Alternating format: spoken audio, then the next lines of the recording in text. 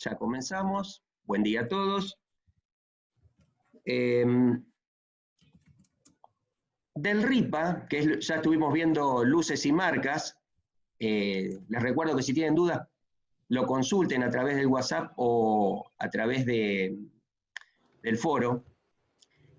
Generalmente la parte C, que son las luces y marcas, es, digamos, lo más conocido del RIPA y quizás lo más entretenido. Hoy vamos a ver algo que es fundamental para prevenir los abordajes, que es la parte B del reglamento. La parte B del reglamento se refiere a reglas de rumbo y gobierno. Cuando hablamos de reglas de rumbo y gobierno, a mí me gustaría que ustedes piensen en estas reglas como casi todos seguramente conducen o han visto cómo se conduce en una ruta. Las reglas de rumbo y gobierno, para entenderlas básicamente, son similares a las normas de tránsito en cualquier ruta de nuestro país. ¿Vamos bien hasta ahí? Sí, profesor. Entonces, lo que les pido es que no lo traten de incorporar desde el punto de vista de la memoria, sino desde el punto de vista del criterio. Van a ver que si ustedes utilizan el criterio, y estoy hablando de algo que vamos a empezar a ver, pero que ustedes van a ver que pueden utilizar el criterio propio, van a ver que es muy similar a lo que pasa en cualquier ruta del país. Las reglas, por supuesto que es más complejo, pero por lo menos para decir, a ver, cuáles son los puntos que hay que tener en cuenta en cada una de las reglas, ¿no? La parte B, reglas de rumbo y gobierno, consta con, se ve el power, ¿no? ¿Se ve bien? Sí, profesor. Bueno, la parte B consta de 3 secciones. Una es conducta de los buques en cualquier condición de visibilidad. Si es cualquier condición de visibilidad, es en todo momento, estas reglas, que no son todas, puse algunas de las más importantes, hay que aplicarlas en cualquier momento y circunstancia, con buena visibilidad, con visibilidad reducida, a la vista uno de otros, etc.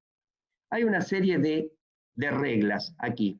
Y vamos a arrancar por una que ya vimos cuando estuvimos estudiando el tema del radar. En realidad hay 2 que vimos, la 5 y la 7. ¿Se acuerdan de vigilancia y de riesgo de abordaje? Profesor. Bueno, a ver, ¿qué me pueden decir sobre la 5? Vigilancia. Algo que lo preocupaba a la OMI y que está relacionado con la juventud, la oficialidad que es joven, como ustedes, ¿no es cierto? La oficialidad. Hoy en día, profesor, que hoy en día se están confiando, la OMI justamente tiene la preocupación de que se confían demasiado en lo que son las máquinas, los radares y demás, y no están ellos atentos a las condiciones de la navegación. En ese caso sería ojos y oídos, profesor, que no ponen en práctica eso. Muy bien. Están pendientes del GPS nomás o de las máquinas electrónicas. Ustedes, los demás, todo el grupo que es numeroso, ¿están de acuerdo con esto? ¿Quieren agregar algo más? Está muy bien lo que dicen Miet y Pérez, ¿no es cierto? Justamente el problema y la preocupación de la OMI, ¿se acuerdan que yo les dije que vino un especialista sobre el tema? Es que como hay equipamiento de avanzada, cada vez ha avanzado muchísimo la tecnología, todo el equipamiento electrónico, la gente que está a bordo, la oficialidad que está a bordo, está llevando adelante la vigilancia, pero que mirando solamente, o mirando por sobre todo el equipamiento electrónico, que es extraordinario. Pero se olvidan de qué, de llevar adelante a cabo una vigilancia visual y auditiva que es fundamental, independientemente de que uno esté utilizando lo que tiene a mano y que es tan bueno que es el equipamiento electrónico. La vigilancia, por sobre todo, tiene que ser una atenta vigilancia visual y auditiva. Tenés que mirar por fuera del puente y estar escuchando lo que pasa.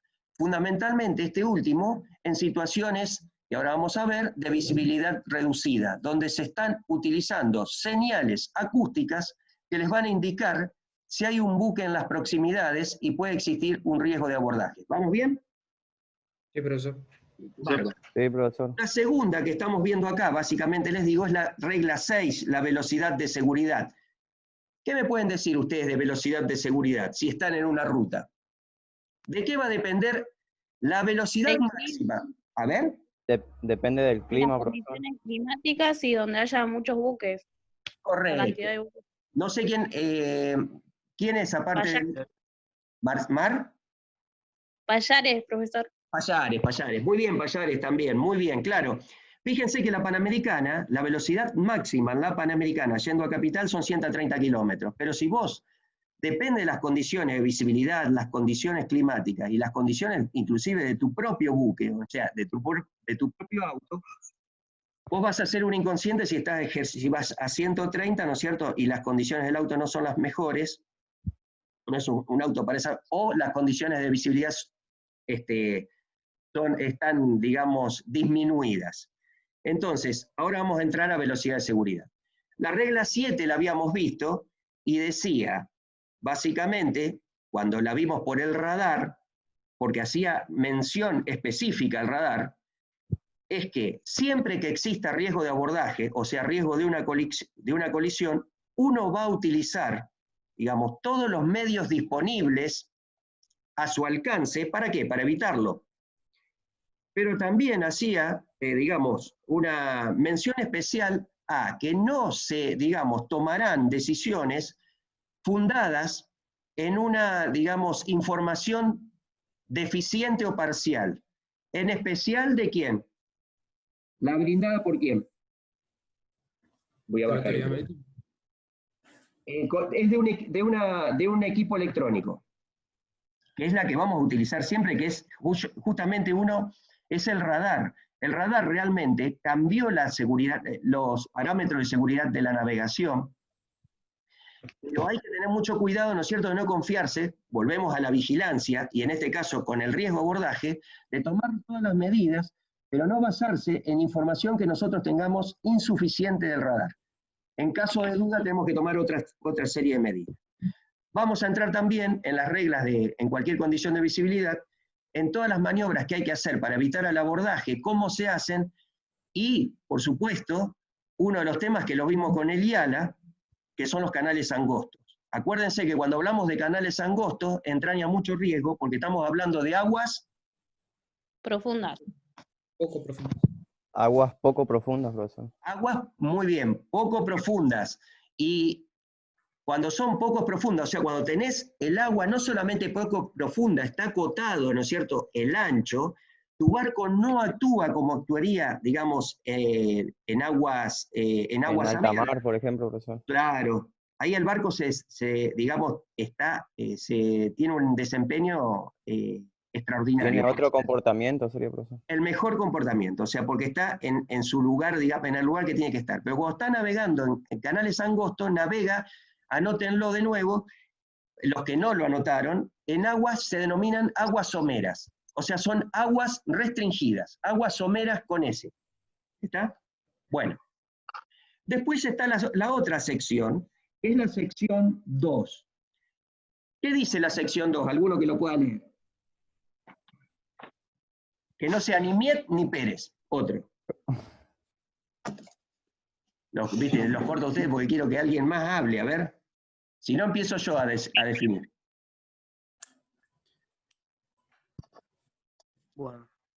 Bueno, seguimos. Conducta de buques que se encuentran a la vista de unos de otros.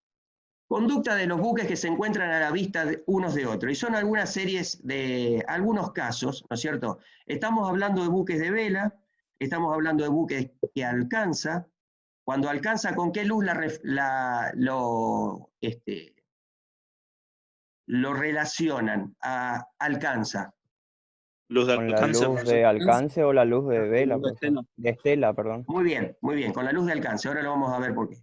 Las situaciones de cruce, ¿quién tiene derecho de paso? Cuando ustedes van por su ciudad en auto y llegan a una bocacalle, ¿quién tiene derecho de paso? Siempre el de la derecha, Viene por la profesor. derecha, profesor. Bueno, acá es lo mismo, nada más que no decimos derecha, decimos estribor. Buque que cede el paso, ¿qué va a pasar con los buques que cede el paso? maniobra de buque que sigue rumbo, obligaciones entre categorías de buques, que es muy importante, que es la regla 18.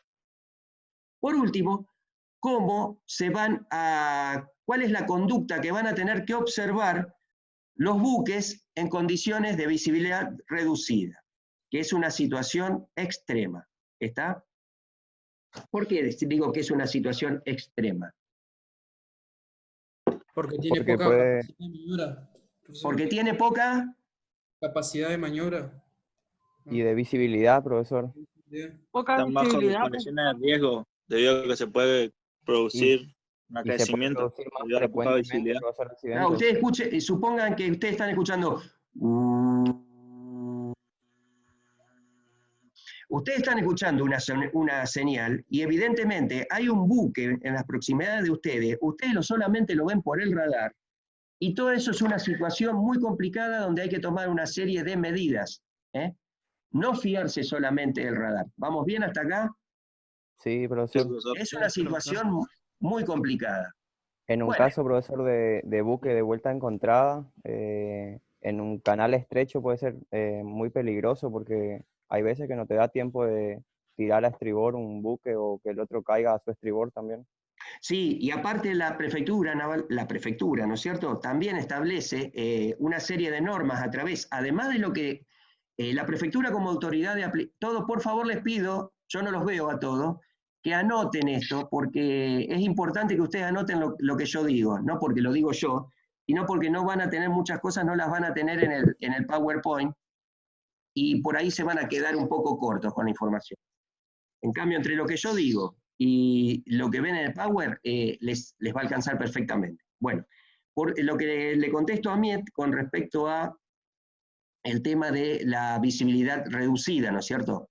En el caso de niebla, por ejemplo. La prefectura, como autoridad de aplicación, no solamente baja los convenios al Reginave, sino que establece ordenanzas marítimas y una serie de disposiciones, y por ejemplo, la navegación en canales, o sea, canales angostos, como le dice el RIPA, con niebla seguramente te va a hacer fondear en las zonas autorizadas y no te va a permitir, hasta que se reduzca la niebla, seguir navegando por aguas someras.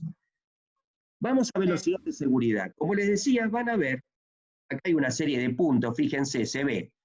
Fíjense algo que está relacionado con los buques pesqueros, allá en el extremo inferior izquierdo, superior izquierdo, la foto de un buque pesquero con sus redes, es un tangonero ese. Una serie donde, en el extremo superior izquierdo, que ven acá, una densidad de tránsito, que está relacionado con la velocidad, o en algunos casos, ¿no es cierto?, cuando la mar está gruesa. ¿Cuándo se dice que la mar está gruesa? Cuando las olas alcanzan una determinada altura, y las situaciones son bastante complicadas para, digamos, la estructura del barco. ¿Vamos bien? Está muy agitado el mar, sería, profesor. Cuando el mar, piensen que esta ola son varias toneladas que le caen encima a la estructura del barco. Entonces, acá esto hay que tenerlo cuidado, hay que tener un especial cuidado de ver cómo vas a encarar el mar. Ahí uno se llama correr el temporal o capear el temporal. Tenés que enfrentar la ola en un determinado ángulo y tenés que tener cuidado porque todas estas toneladas que te están cayendo sobre la estructura del barco, sobre el casco, están generando ¿qué? Un esfuerzo importantísimo sobre la estructura. Y si el barco quedara montado en una ola o en dos olas, piensen que un barco tiene más de 200 metros, podría generar una situación de quebranto o de arrufo. Más adelante les voy a contar de qué se trata eso. O, fíjese, este transatlántico que apenas se ve, ¿cómo? Cuando se parte del buque, sería. Hay uno que se parte, pero hay uno que queda, que se quiebra, ¿no es cierto?, con la Se proa y la rompe popa, con las puntas hacia abajo, con las puntas hacia arriba. o las puntas hacia arriba, ¿no es Queda cierto? montado sobre dos olas, profesor, y cuando queda montado sobre una. Sí, señor, así. Bueno, todo Siempre- eso, ustedes, ¿qué van a hacer? Dale a toda máquina, papá, que vamos bien. Van a repartirse todo y se van a hundir y va a pasar todo lo Siempre que se tiene que debe pasar. encarar, Si no- profesor. ¿Qué Siempre se pasó? le Y debe pasó que encarar le diste a las olas. te fuiste por ojo, hay momentos. ¿Saben lo que es irse por ojo? Irse por ojo es cuando ustedes se van por debajo, empieza a cargar olas por proa y llega un momento que no puede recuperar y se va por ojo, es cuando se hunde por proa. Todo eso puede llegar a pasar, por eso la importancia, ¿no es cierto?, de tener estas variables en cuenta, que son fundamentales. Arrancamos con esta, que es la velocidad de seguridad, y que el RIPA dice, tené cuidado con la velocidad de seguridad. Entonces, en principio, la velocidad de seguridad va a tener en cuenta que los factores climatológicos, ¿no es cierto? O sea, si vos querés determinar tu velocidad, ¿no?, vas a tener en cuenta, en principio, el estado de la visibilidad, ¿no? No El lugar solamente... donde está navegando, profesor. Correcto. Y lo que vos decís del lugar que se está navegando, por favor, tomen nota de esto, es porque también no solamente tenés que tener en cuenta, no es solamente que vos navegues de noche o que navegues con niebla, ¿no? O sea, con visibilidad reducida inclusive de día, sino que vos cuando estás navegando, por ejemplo, ingresás a un puerto como el puerto de Buenos Aires, estás ingresando aguas afuera. Lo que vos notás sobre el fondo, que es la ciudad, la capital federal, empieza a generar genera un resplandor sobre el agua que a veces te molesta, es molesto, con respecto a las luces que vos tenés que ver del canal. O sea, las laterales de babor y de estribor. ¿Te entiendes ahí? Sí, profesor. Aparte, como les estaba mostrando las fotos, vos tenés que tener, cuando digo vos, ustedes y yo, si navegan ahora, tengo que tener en cuenta las condiciones del viento, las condiciones del mar, ¿no es cierto? ¿Cómo me está dando el mar? ¿Cómo afecta mi superestructura? Estamos hablando de miles de kilos. El efecto de la corriente, como veían en la foto, la densidad del tránsito. Si vos entrás a una zona de alta densidad de tránsito, sí o sí tenés que reducir la velocidad. ¿Está? Sí, profesor. En el caso, profesor, de la corriente y el viento son para que no te lleve muy a la costa o que no te lleve contra otros buques. Exactamente. Todas esas cosas tenés que tener en cuenta, ¿no es cierto?, con respecto a tu velocidad. Pero no solamente... profesor. Sí. Con respecto a la densidad del tránsito, sería como, por ejemplo, en una ruta, que en la ruta se puede ir con gran velocidad con un auto y al llegar a la ciudad sí o sí se tiene que reducir. Eso sería lo mismo con la densidad del tránsito en los buques. Correcto. Vos imaginate que si estás navegando, ¿no es cierto?, y llegás a una zona donde hay muchos buques, densidad es muchos buques, o hay una zona, o estás navegando en una zona, por ejemplo los guardacostas, cuando navegan por las 200 millas, que está en el límite, hay una alta densidad de buques pesqueros, una alta densidad. Entonces, vos tenés que tener en cuenta que si vas a salir de las 200 millas, más adelante les cuento por qué los guardacostas salen de las 200 millas, es una operatoria para poder capturar pesqueros, hacerse pasar por un pesquero más, tienen que tener en cuenta la densidad del tránsito, para no llevarse puesto las redes o el buque pesquero. ¿Vamos bien? Y eso que estamos hablando es que el agua no hay problemas de profundidad. En un lugar donde no hay problema de profundidad, pero que hay densidad de tránsito, ¿no? O en los canales, por supuesto. La maniobrabilidad del buque. El que está a cargo del buque tiene que saber cómo se comporta el buque. ¿Se acuerdan? Creo que esto ya lo habíamos hablado. ¿Cómo se comporta el buque? ¿Cuál es, digamos, la distancia de parada? Un barco en aguas, por ejemplo, cuando navega en canales, o sea, en aguas someras, si tiene que parar, tiene una, digamos, una estropada o una arrancada que es a veces casi 3 veces la eslora del barco. Entonces, cuando vos estás navegando con un buque, tenés que tener en cuenta que en el caso de un posible riesgo de abordaje, tu barco quizás tarde en quedar detenido 600 metros. No tarde. Le cueste, digamos, va a recorrer 600 metros o algo aproximado hasta que pueda llegar a detenerse. Eso es lo que uno tiene que conocer del buque. Correcto. El calado a la relación... 3 veces más. ¿Cómo? 3 veces la distancia del buque sería, profesor. A 10 nudos en canales puede llegar a desplazarse de 2 a 3 veces su eslora. Imagínense si ustedes vienen a una velocidad, por eso cuando ustedes ingresan a una zona de densidad, tienen que conocer, de densidad de tránsito, tienen que conocer eso. O por ejemplo, si ustedes están navegando, los demás, a ver, perdón porque yo veo solamente a Miet y a Pérez acá. Los demás, ¿están escuchando? ¿Vamos bien? Sí, profesor. ¿Vamos bien? Sí, profesor. Sí, profesor. Cualquier cosa paren, muchachos y muchachas, ¿eh? Bueno, para que ahora voy a sacar esto acá, quiero volver a...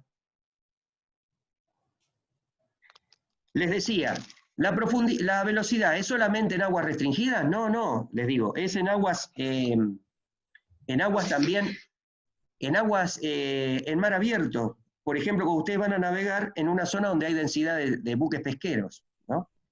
Y hay que tener mucho cuidado, conocer el barco, conocer cómo se comporta tu barco en relación el calado. Por ejemplo, ustedes imagínense que semejantes moles que están navegando en el río Paraná, están navegando en una situación extremadamente complicada y difícil. Solamente tienen, porque la prefectura se lo exige, un margen de seguridad, o sea, debajo del casco tienen 2 pies, o sea, 60 centímetros de agua. ¿Qué significa esto? Que si ustedes van a una velocidad no apropiada, se producen 2 efectos en aguas someras. Esto es para que ustedes lo anoten, pero no es algo que sea propio de la clase. Pero quiero que ustedes sepan que a una determinada velocidad hay dos efectos no deseados que produce el barco, debido a su calado y a sus dimensiones. Uno se llama squat y el otro se llama sincaje, con K y con G. El squat es un efecto que el barco, cuando está navegando en aguas someras y a una determinada velocidad, produce una depresión en la profundidad del agua del canal. Es como que el agua se baja. ¿Se entiende esto más o menos? Sí, profesor. El agua Sí, empieza a bajar. Es como si bajara el agua. Y básicamente les digo eso. Y el otro, que es más peligroso todavía, que es el sinkage. Esta situación, digamos, de navegar con muy poca agua hace que cambien los calados del barco y que el barco se aproe. El barco hunda más su proa. ¿Y qué puede pasar con eso? Que el barco se quede varado. Ni más ni menos. ¿Y a qué se debe todo esto? En principio, porque ustedes, voy a echar la culpa a ustedes, no observaron la velocidad de seguridad. Papá, sí, papá, no, fuiste vos el responsable. Bueno, a ver, Permiso, profesor, sí, ¿podía repetir los 2 casos esos? sí. Uno es el efecto squat, Sierra, Quebec, Unifor, Alfa Tango, que genera un buque de grandes dimensiones, o sea, un buque solas, pongan, ya sabemos que estos son buques solas, cuando navegan aguas someras con S, o sea, canales angostos.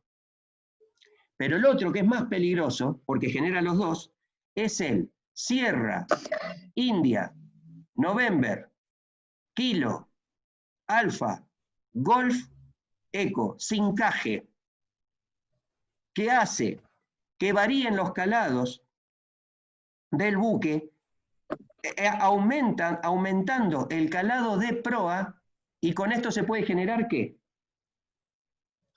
Una varadura. Y volvemos a lo que preocupa a la OMI desde siempre. Y volvemos a la oficialidad. Digo la oficialidad que son los que están a cargo de los barcos sol, de los buques sol. Fíjense lo último, el radar, muchachos. La característica, porque ustedes van a estar a cargo de Hurricane, van a estar a cargo de embarcaciones de menor tamaño. Ojo con el radar. ¿Cómo funciona el radar? Está posibilitado para... funciona bien, ustedes lo conocen, mide bien las distancias, puede detectar los barcos pequeños en lugares donde hay hielo. ¿No lo detecta o tienen que tener otro tipo de, digamos, vigilancia? ¿Me siguen hasta ahí? El radar, que es fundamental, pero ojo con decir, listo, yo estoy navegando bárbaro, navego seguro porque me manejo con el radar y está todo bien. No es así. ¿Vamos bien?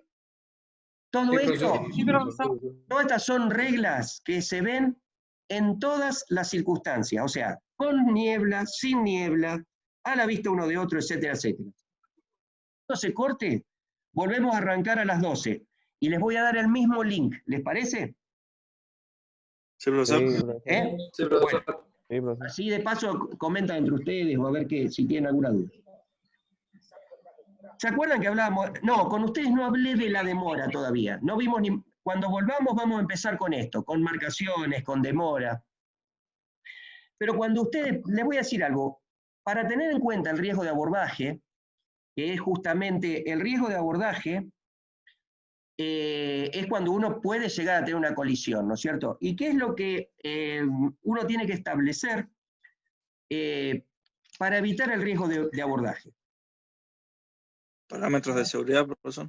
Sí, señor. Y para eso, ¿no es cierto?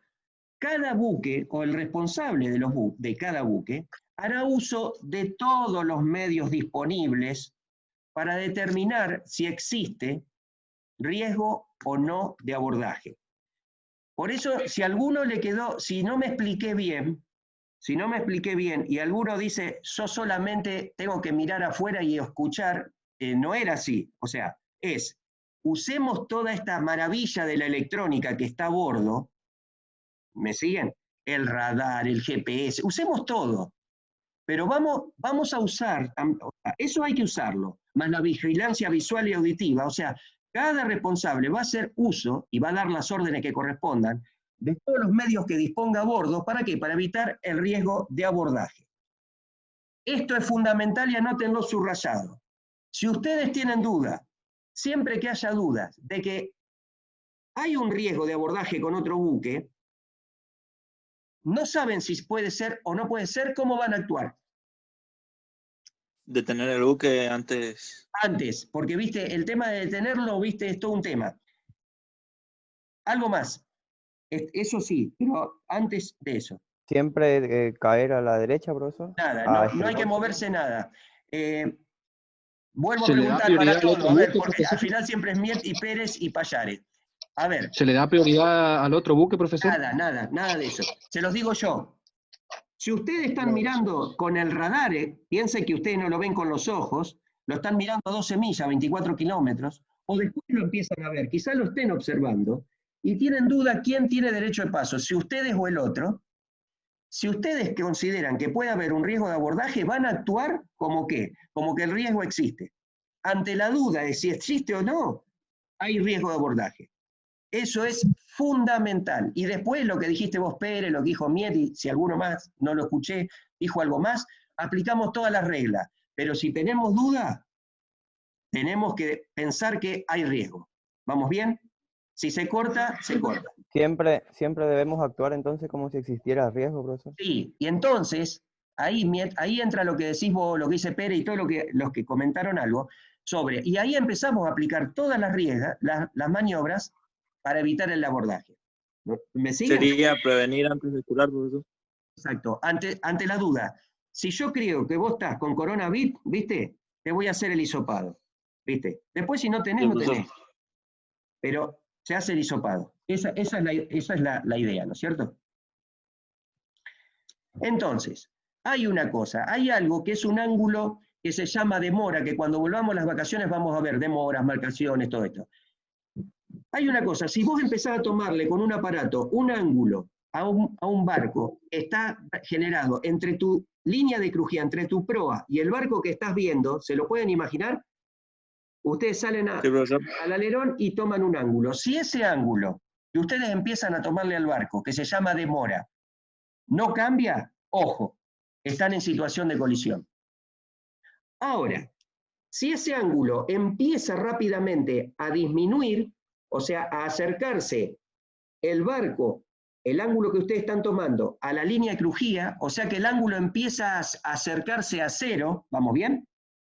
Empieza a achicarse ese ángulo, ese barco, generalmente, ese barco va a pasar por proa de ustedes. Y si el ángulo, en vez de mantenerse, empieza a aumentar, ese barco... Nosotros pasaríamos por la prueba del otro, profesor. El otro te pasa por la popa. El barco que vos estás marcando te va a pasar por la popa.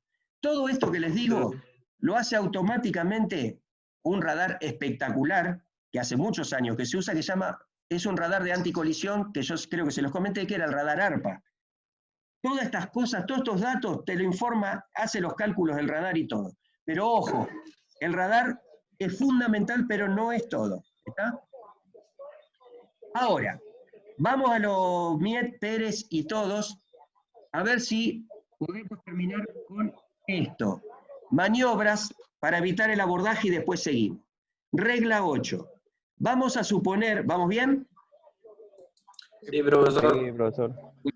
Supongamos que ustedes hagan de cuenta que están en el barco, que ustedes son los responsables. ¿Y saben lo increíble de un barco también? Se los digo a todos.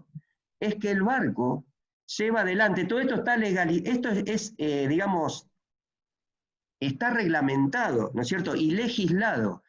Las travesías de un barco siempre son peligrosas. Y si ustedes tienen un problema en el medio del mar, nadie va a socorrerlos.